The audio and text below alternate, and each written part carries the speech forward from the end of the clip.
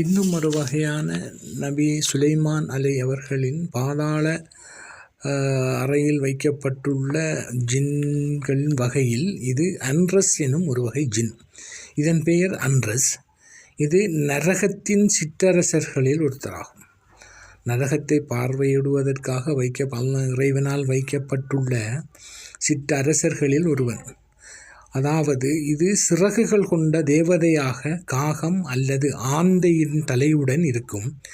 சக்தி வாய்ந்த கருப்பு நிற ஓநாயின் மீது சவாரி செய்யும். பளபளக்கும் இரும்பு வாளை கைப்பிடித்தபடி தோன்றும். இது முரண்பாடு, ஒற்றுமையின்மை ஆகியவைகளை கொண்டு வரும். இது சுலைமான் நபியினுடைய 72 வகை அடைக்கப்பட்ட 72 வகை கூட்டத்தின் இது 63வது வகை ஜின்னாகும். தன்னை அழைப்பவர் கவனக்குறைவாக அழைத்தால் அந்த அழைத்த மந்திரவாதியை கொல்லும் திறன் கொண்டது. மிகவும் சூழ்ச்சியான கெட்ட ஆபத்தான ஜின். இதை அழைத்தவர்கள் மாந்திரீக வலயத்துக்குள் இருந்து வெளியில் வந்தால் கொன்றுவிடும். அவர்களை வெளியில் கொண்டு வருவதற்காக தேவையான சகல சூழ்ச்சிகளையும் இந்த வகை ஜின் செய்யும்.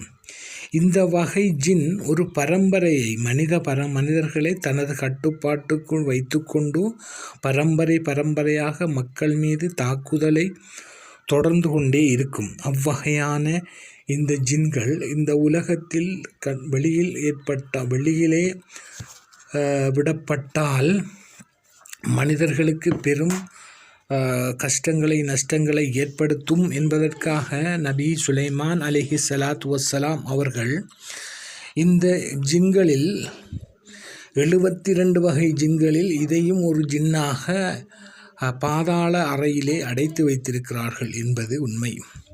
இந்த ஜின்களை பொறுத்தவரையில் இந்த ஜின்கள் மிகவும் ஒரு கடினமான, ஒரு பயங்கரமான ஒரு ஜின்னாக கருதப்படுகிறது.